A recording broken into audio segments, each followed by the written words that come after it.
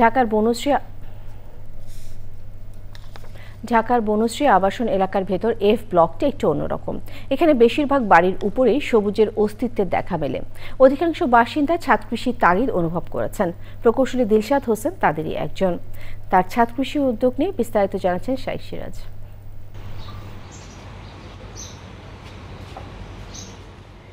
ঢাকা বনশ্রীতে 2000 বর্গফুটের এই ছাদের চারপাশ সাজানো হয়েছে পরিকল্পিত কাঠামোয়।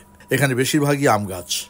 মাঝের অংশে উৎপাদন হচ্ছে বিভিন্ন শাক আর সবজির ফসল, যা দিয়ে পরিবারের শাক আর আমের চাহিদা মিটিয়েছেন প্রকৌশলী দিলশাদ হোসেন। পুঁইশাক কিনতে হয় না, বরং কিছু আত্মীয় স্বজনকে আবার কিছু টুকটাক দিতে হয়।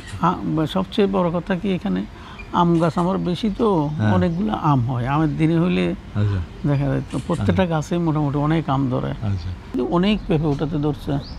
এখানকার সুবিধা ভোগ করেই অবসরে দারুণ সময় কাটাচ্ছেন তিনি। শহরে সবুজ ফিরিয়ে আনতে জাতীয় পর্যায়ে উদ্যোগ বাড়ানোর কথাও বলছিলেন। আমাদের এখানে ভালো গাছ পাওয়া যায় না ঢাকার আশেপাশে। ভালো গাছের জন্য যাইতে হয় এই কুরিয়া গেলে একটু গাছ পাওয়া যায়। আর বড় বড় নার্সারিগুলা গাজীপুর দূরে।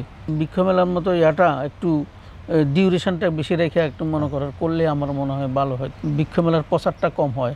দেশ জুড়ে এই কার্যক্রম ছড়িয়ে পড়ুক, এমন প্রত্যাশা তার। একজনের দেখা দেখি অন্যরা এগিয়ে আসার ফলে ঢাকার বনশ্রীর এই এফ ব্লকের প্রায় প্রতিটি বাড়িতেই প্রতিষ্ঠা লাভ করেছে ছাদ কৃষি।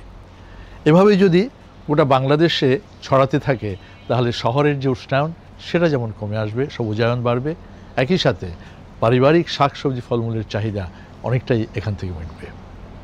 ঢাকার বনশ্রীর দিলশাদ হোসেন ছাদ কৃষি থেকে শাইখ সিরাজ, চ্যানেল আই।